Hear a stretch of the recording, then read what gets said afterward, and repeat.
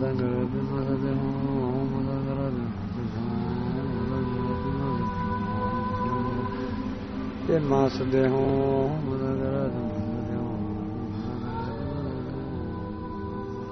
la région la plus proche du ciel sur cette terre, les prières de nos ancêtres se reproduisent encore au fil du temps.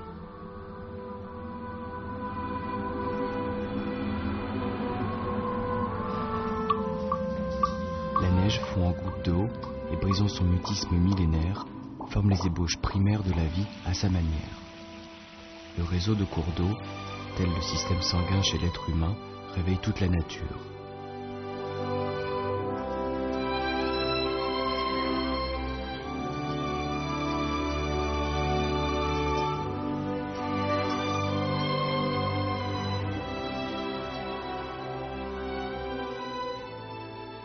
Le plus grand fleuve en Asie traverse ainsi le temps et l'espace. Descendant des 3 terrasses du territoire chinois, il se précipite impétueusement vers l'est.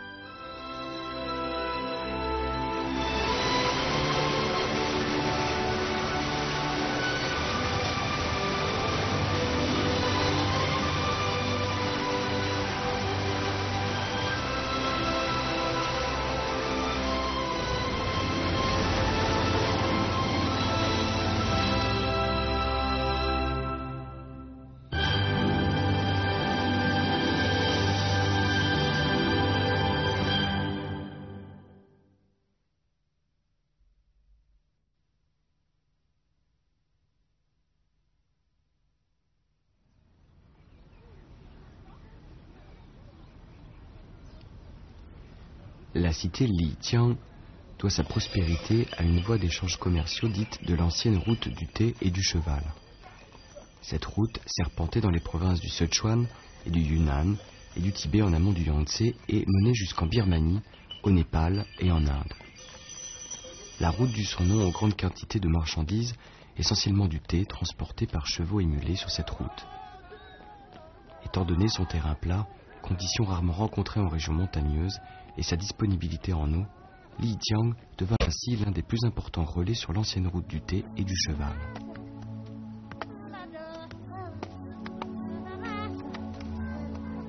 Les voyages et les commerces sur l'ancienne route du thé et du cheval s'éloignent de nous de plus en plus. Cependant, des histoires de la région en état naturel continuent à se reproduire dans la vie. La culture de l'ethnie Han, les cultes et modes de vie des différentes ethnies, diffusés dans la région grâce à l'existence de cette route, conservent encore leur authenticité et leur force primitive.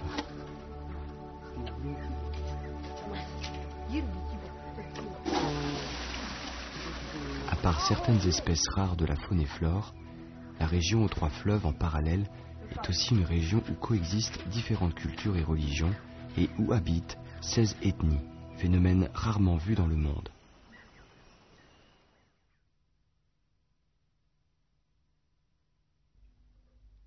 L'écriture pictographique des hommes de Naasi compte quelques 2000 caractères. Elle est l'unique langue pictographique vivante dans le monde d'aujourd'hui. Cela est lié à la tradition de cette ethnie. Le métier ancien de prêtre existe encore aujourd'hui. Ces prêtres sont appelés Tongpa. Ils transmettent la mémoire ancestrale.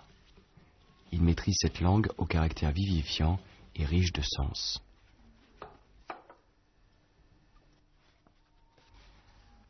Les rites religieux anciens sont encore très présents dans la vie quotidienne du peuple de l'ethnie Naasi.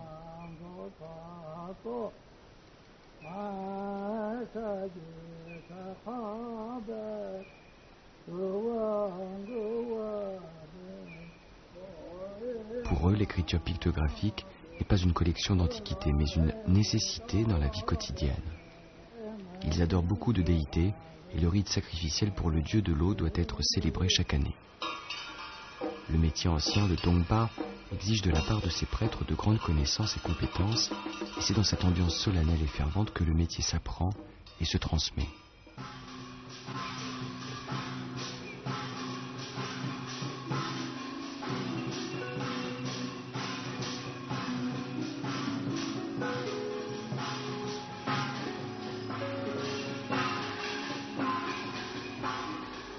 Les gens de l'ethnie Naasi savent qu'ils ne peuvent pas échapper à la modernité. Cependant, les cérémonies du vieux temps passionnent la plupart d'entre eux. Dans cette région fabuleuse, antiquité et modernité coexistent.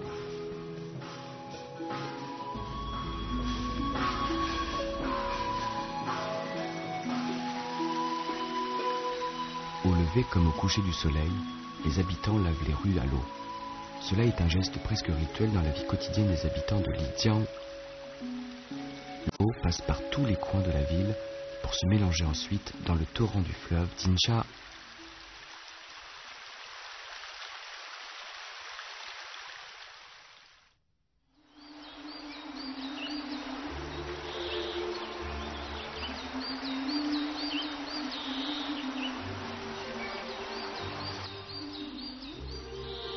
Dans la partie sud du plateau Qinghai Tibet, au pied des monts Mingshan, après la fonte de la neige, les créatures commencent à se réveiller.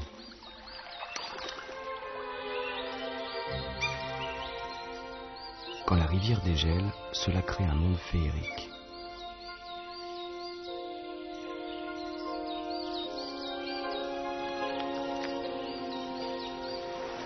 Les cours d'eau parcourent les versants et prairies et relient les lacs entre eux. Ce réseau d'eau compliqué engendre une force surprenante et donne naissance à un grand fleuve. Minjiang, le plus grand affluent du Yangtze en termes de débit, prend ses sources sur cette terre.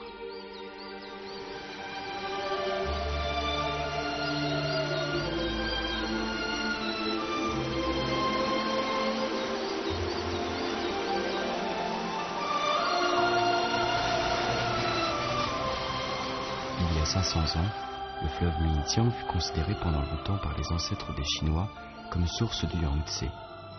Sa topographie complexe et son accès difficile l'enveloppèrent depuis l'Antiquité d'un voile mystérieux.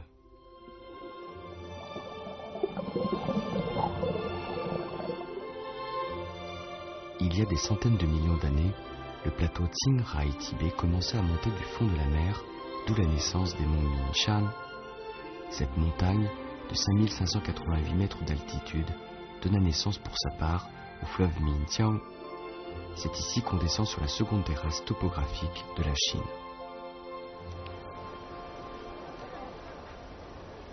Il y a une cinquantaine d'années, un groupe de bûcherons ont découvert par hasard cette terre miraculeuse et ses habitants. 1 millier d'années auparavant, les ancêtres de ces indigènes descendirent du haut plateau Qinghai du nord au sud pour s'installer dans les monts Mingshan. Ils furent considérés comme une branche de l'ethnie tibétaine et vécurent dans des forêts vierges. Fervents pratiquants du bouddhisme tibétain, ils conservent bon nombre de rites religieux primitifs de l'Antiquité de l'ethnie tibétaine.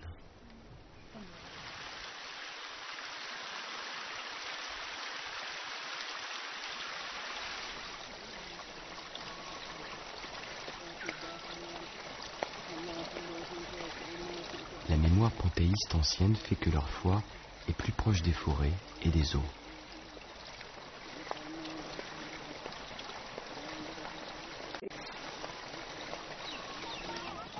Construite au IXe siècle, la cité Songpan est une indication géographique de cette terre mystérieuse. Elle fut un important relais sur l'ancienne route du thé et du cheval avant son entrée au Tibet. Après avoir contourné la cité ancienne, le fleuve Minjiang descend et rejoint le fleuve Jinsha.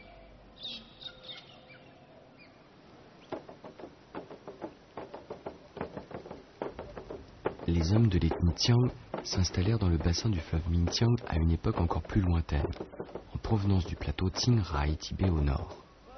Lors des cérémonies anciennes, les prêtres de l'ethnie Tiang récitent l'épopée de leurs ancêtres et retracent le parcours fait il y a des milliers d'années.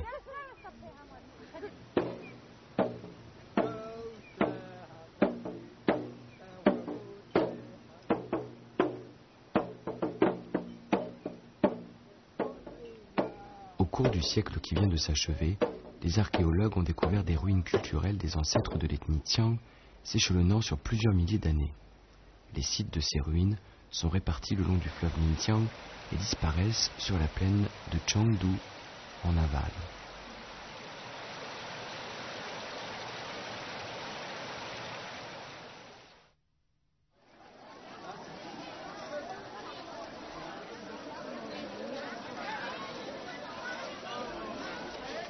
À quelques centaines de kilomètres des zones d'habitation des populations d'ethnie minoritaire de la vallée du fleuve Mintiang, les gens sur la plaine de Chengdu mènent une vie toute différente.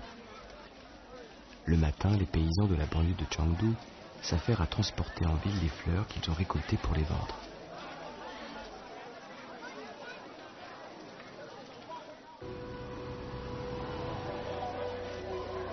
De vieilles rues sont préservées dans cette ville modernisée. La vie des habitants de cette ville est pleine de charme.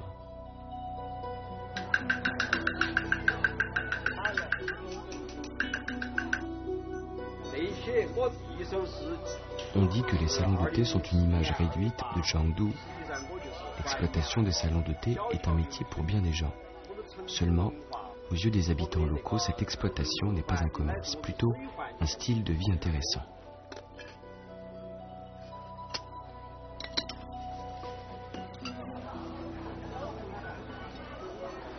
Un tableau de la vie au milieu de l'eau. Le fleuve Mintiang, venant du sud-ouest, traverse la ville, d'où la présence d'innombrables salons de thé et leurs clients fidèles dans les rues grandes et petites partout dans cette ville. Le spectacle ressemble à un rite célébré en l'honneur du fleuve. Un bol de thé servi recèle pourtant toutes les couleurs de la vie et les traces du temps de la ville.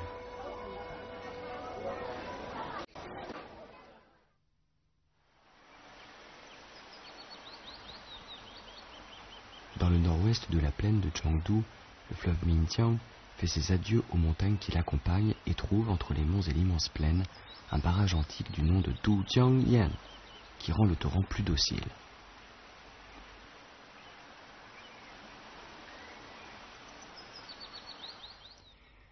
Li Bing était un héros dompteur de l'eau dans l'Antiquité. Il y a 2000 ans, au moyen de pierres, de bois et de paniers de bambou, il fit construire le barrage Dujiangyan, qui plus tard stupéfiera le monde entier.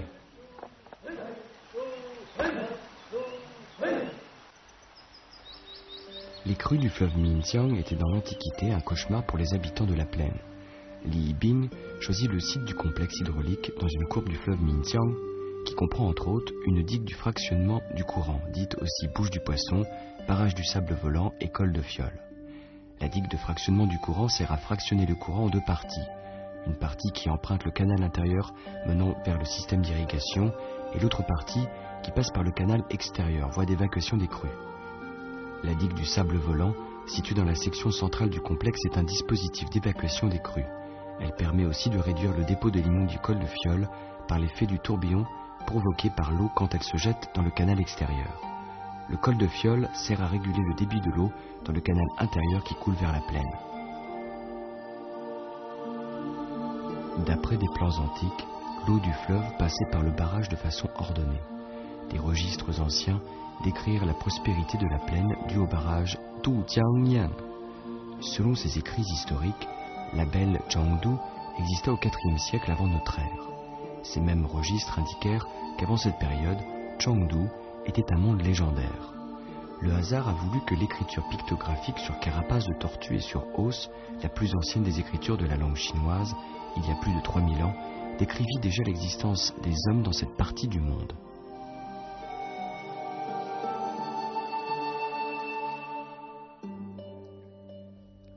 Ces hommes avaient les yeux saillants et vivaient de l'élevage des vers à soie sauvages.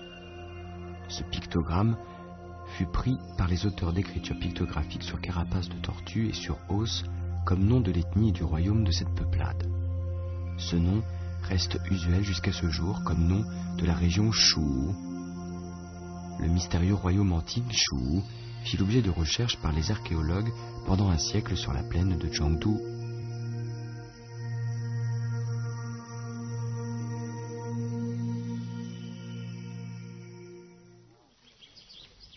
En 1986, dans une localité du nom de Sanxingdui, dans la région de Chengdu, les archéologues ont fait une découverte sensationnelle à tel point que certains gens la considéraient comme la 9e merveille du monde.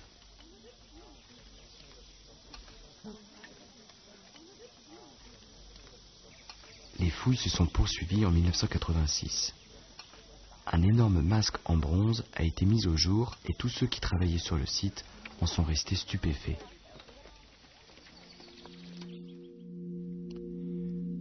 Le visage qui ne ressemble ni à celui de l'homme ni à celui d'un animal provient justement de l'époque où l'écriture sur carapace et sur os fit son apparition il y a 3000 ans. Des analyses scientifiques confirment la concordance du temps. Ce fut une découverte sensationnelle.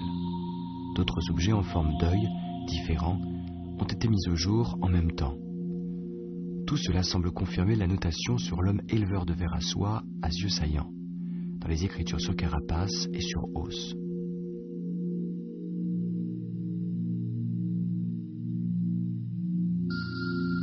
Aucun reste humain n'a pu être exhumé. Il n'y a que ceux d'animaux. Ces masques sont vraiment intrigants.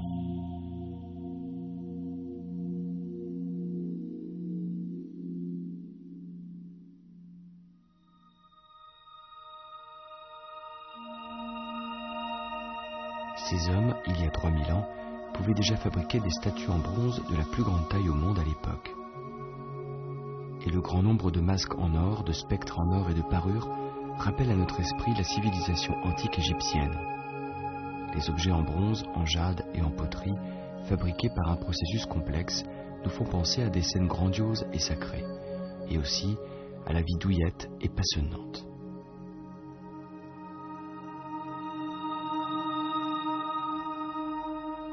La découverte de 1986 a modifié l'histoire de la civilisation de la Chine antique. Le Yangtze devient un élément important des origines de la civilisation chinoise. Petit à petit, des pistes géographiques historiques entre le fleuve Minjiang et la plaine de Chengdu se précisent.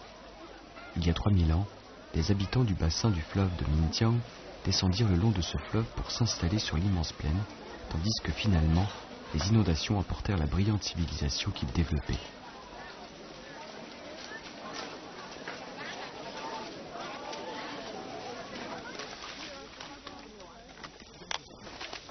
Au IIIe siècle avant notre ère, Chengdu était déjà le point de départ de la route de la soie du sud terrestre, la plus grande voie de communication internationale dans l'Antiquité.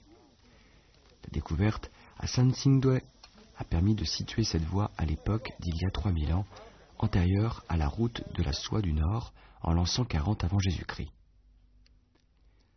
Des coquillages de mer de l'océan Indien et des traces de la civilisation de bronze de Sanxingdui apparaissent souvent le long de cette longue route. Une autre portée de ce commerce est la culture et la pensée. De nombreux experts estiment que la route de la soie du Sud apporta à la Chine le bouddhisme exotique qui influença profondément la pensée des Chinois. Après avoir parcouru une centaine de kilomètres dans la plaine de Chengdu, le fleuve Minjiang rencontre deux autres fleuves. À l'endroit où ces derniers le rejoignent, il y a une gigantesque statue de Bouddha, la plus grande au monde. Érigée il y a plus de 800 ans pour dompter les mauvais esprits des crues sur le fleuve Minjiang, cette effigie haute de 71 mètres, miracle d'ingénierie humaine, traduit bien l'influence du bouddhisme présent dans le bassin du Yangtze.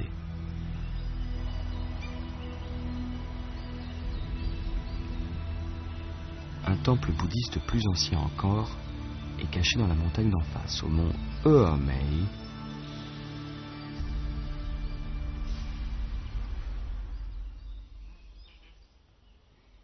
Les monts Eomei doivent ce nom à leur morphologie qui ressemble aux sourcils d'une jeune fille. Cette montagne fut le haut lieu du bouddhisme, le plus ancien dans le sud de la Chine, il y a plus de 2000 ans, sous la dynastie des Han de l'Est.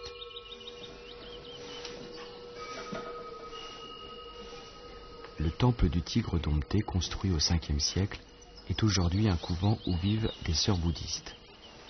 En Chine, ces sœurs sont appelées en chinois Biqiu. Née dans une famille citadine, Zhang Jie a adopté le bouddhisme à l'âge de 25 ans.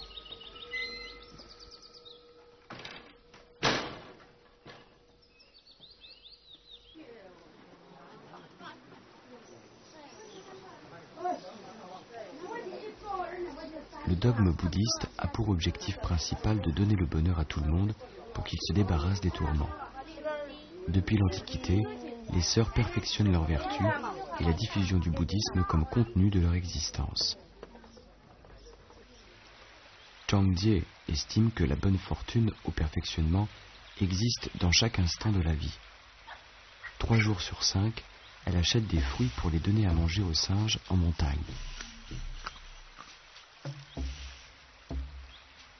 Partageant les lieux depuis longtemps, ils s'entendent bien avec les résidents humains.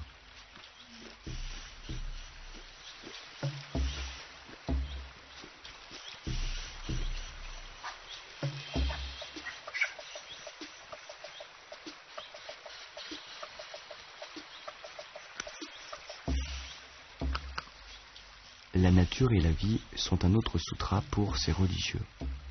Le respect et la pitié pour la vie est depuis toujours la vérité recherchée par les bouddhistes.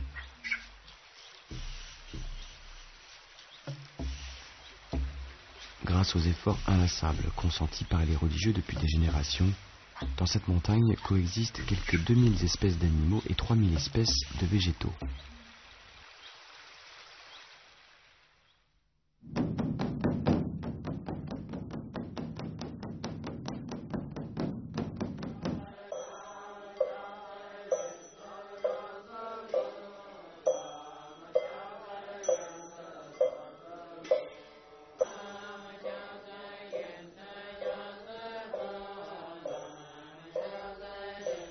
Le matin à 4 heures, les sœurs commencent déjà leur récitation matinale.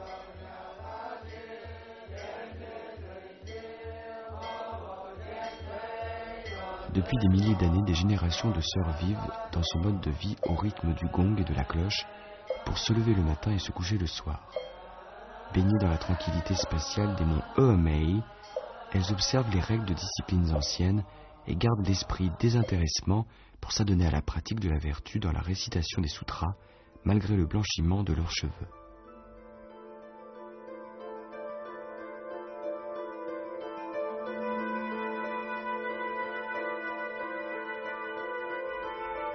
Dans l'espace et dans le temps, les monts Eumei devinrent le début de la prospérité du bouddhisme dans le bassin du Yangtze.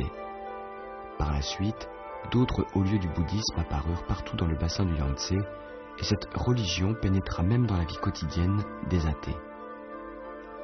Au travers des miracles réalisés, l'honnêteté et l'humanisme des athées commencèrent à être reflétés.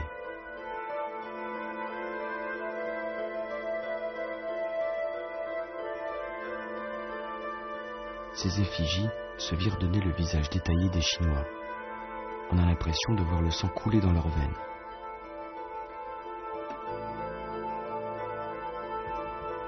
Les effigies théâtrales sculptées sur la falaise, dites sculptures Moya, racontent les difficultés pour les parents de procréer et d'élever leurs enfants, ainsi que des histoires de piété filiale.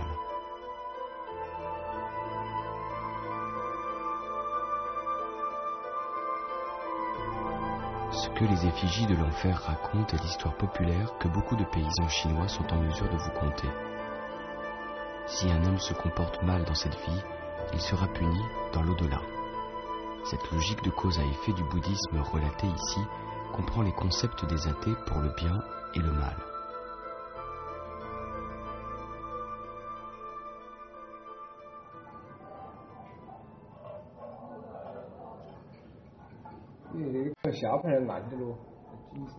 Dans ce village au bord du Yangtze, des artisans paysans vivent de la sculpture d'effigies bouddhiques. Ils ignorent les histoires et les détails de la construction des statues antiques.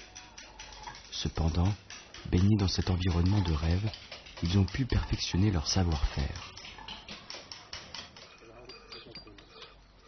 Dans la région, on appelle la construction de temples et la sculpture de Bouddha aménagement des champs du bonheur. Les villageois ont leur compréhension plus pragmatique. Sculpter des effigies du Bouddha permet de troquer pour des produits de nécessité. Bouddha n'est que le bonheur sans borne qu'on désire au fond du cœur.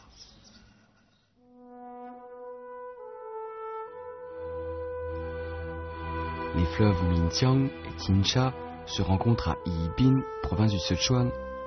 À partir de là, le fleuve prend son nom Yangtze et se dirige vers l'est. Sur cette seconde terrasse topographique de la Chine, le Yangtze reçoit ses 4 grands affluents qui sont les fleuves Minjiang, Tuojiang, Jialing, Wujiang. Après avoir absorbé le grand débit d'eau de ses affluents, le Yangtze, de son torrent impétueux, se précipite vers les 3 gorges.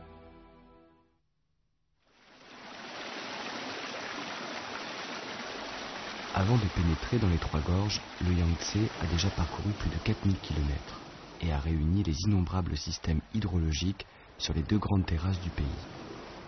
Qu'il s'agisse de petits ruisseaux ou de grands fleuves, ils s'incorporent chacun à leur manière à cette grande famille de cours d'eau.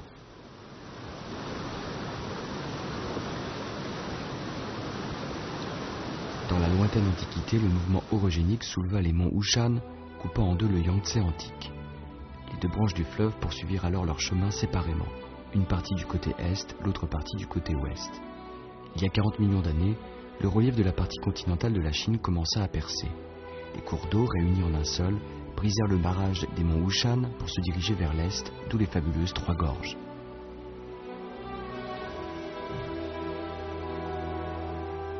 Les Trois Gorges désignent en fait les gorges de Chutang, de Wuxia et de Xiling. Dans la direction du cours du Yangtze, d'ouest en est, les Trois Gorges s'étendent sur plus de 200 km. Dans l'Antiquité, à cause de l'impétuosité du torrent et pour raison de guerre ainsi que le passage de bateaux et la présence de poètes, cette section du Yangtze devint la plus mystérieuse.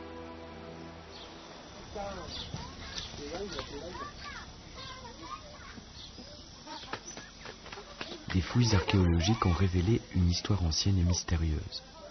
À l'époque préhistorique, les hommes habitaient déjà la région des Trois Gorges et leur vie enrichie de poteries colorées, de bronze, de jade et de poèmes dura plus de 5000 ans.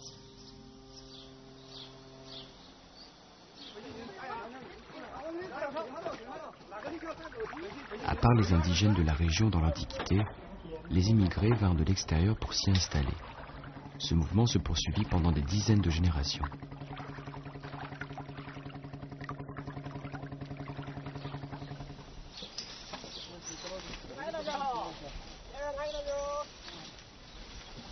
Pour des raisons géographiques particulières, les habitants de la région vécurent de la pêche et des terres limitées en montagne. Ils y cultivèrent maïs, patates douces, pommes de terre et agrumes. Ils y restèrent pendant plusieurs générations.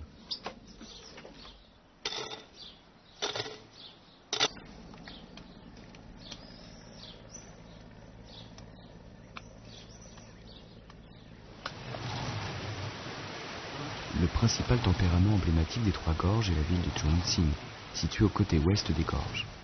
Entourée des fleuves Yangtze et Jialing, et aussi des montagnes qui se succèdent, Chongqing, enclavée dans ses conditions géographiques, a un climat caniculaire en été et est réputé comme four. Mais cet environnement climatique a formé le tempérament sanguin et le courage des habitants de cette ville.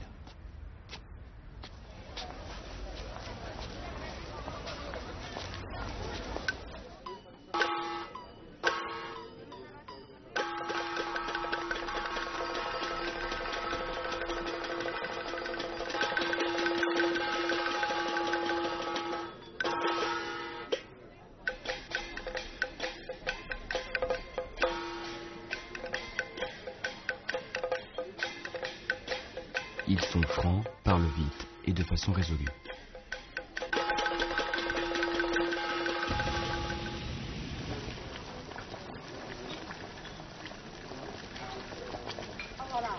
Leur nourriture épicée ont leur origine profonde dans l'histoire de leur vie dure contre les péripéties.